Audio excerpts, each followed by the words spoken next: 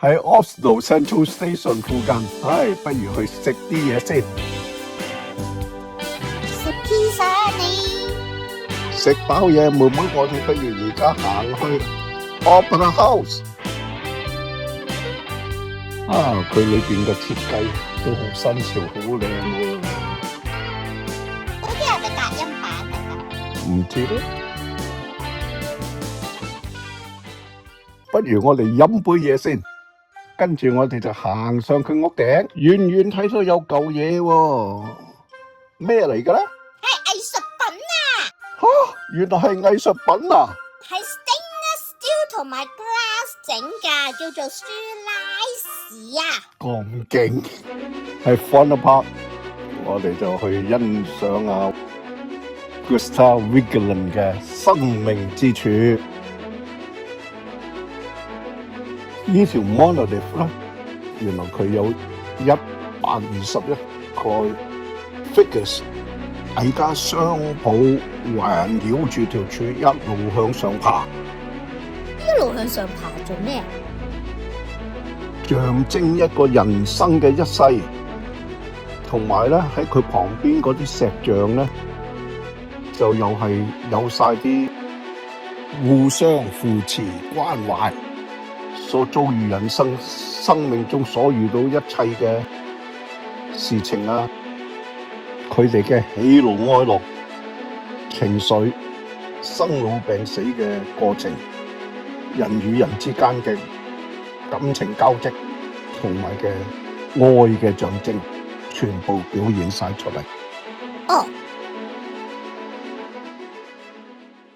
呢個日虧儀下低咧就有12星座圍繞住，而家睇到嘅係生命之環，呢一個係青銅鑄成嘅，係由幾個人大家環繞住一齊組成一個生命之環，係代表人生嘅開始，同埋一代代延續落去。前邊呢個噴泉叫做生命之泉，代表生命嘅泉源咧，嚟到生命之橋，佢有58座嘅青銅雕像。而家見到呢個最出名嘅 Angry Child 喺某一個部分俾人哋摸到乾乾淨淨嘅，點解？點解我就唔知啦。跟住其他嗰啲雕像咧就各色其色。嚟到 Oslo 嘅 City Hall， 等我哋入去行下啦。哇！裏邊原來咁多 frescoes， 咁靚嘅，好犀利啊！原來呢啲畫，所有呢啲 mural 啊，都係佢哋 Norwegian 嘅 artist， 出名嘅 artist 畫家。阿伯仲自己一個走咗嚟，想發表意見啊！食蛋撻啊你！等我哋而家坐船去 Kon-Tiki 嘅 museum， 你知唔知道 Kon-Tiki 嘅 expedition 啊？唔知啊！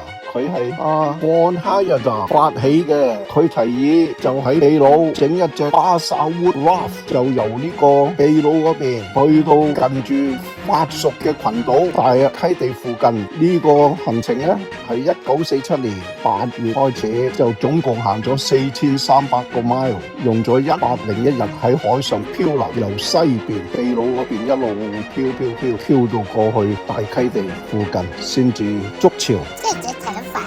即係去到嗰度可以着陸，咁咧就證明咧當時嗰啲 Polynesian 咧有機會可能由南美、中美一路漂流過去，咁但係佢呢個 theory 咧係俾人哋嗰啲 scientist deny 咗嘅，因為多數 Polynesian 咧都係由呢個 Southeast Asia 遷徙過去嘅。蛙咧就係佢第二次由大西洋摩洛哥一路去巴比島嘅 expedition， 但係因為佢今次用嘅料咧係嗰個秘魯嘅蘆葦草織成嘅船，咁所以咧行冇幾遠就沉咗啦，失敗。Ratu 咧就個物料加強咗同改過，經過50幾日佢就卒之去到巴比島啦，嚟到呢個 Viking ship 嘅 museum啦。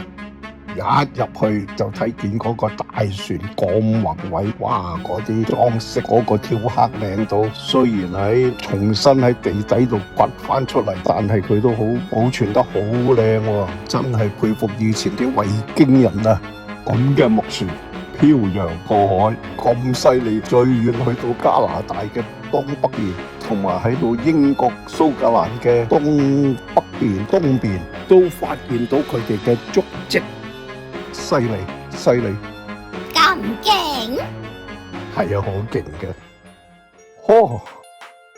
跟住咧，又有呢啲出土文物，哇！以前嗰啲手工啊，嗰啲雕刻真係原來咁靚嘅喎，整到 restore 過之後，喺我隔離有個阿伯，我影有幅相，佢又影有幅，我影兩幅，佢又影三幅，搞到我哋一齊鬥影過。而家佢影到乜嘢我都唔記得晒啲。呢啲出土文物原來 restore 過之後整得咁靚，原來佢以前嗰個手工啊，嗰啲手藝啊，真係同而家完全唔相同嘅。同我喺維京船前面影翻幅打卡相，卒之可以買翻杯軟雪糕。食完軟雪糕，我哋就飲翻杯咖啡，跟住去食晚餐啦。個甜品甜嘢甜到太老啦，要快酒店刷牙啦！如果唔係成排牙冇晒噶啦，拜拜。Please like, comment, subscribe and share. Most appreciate.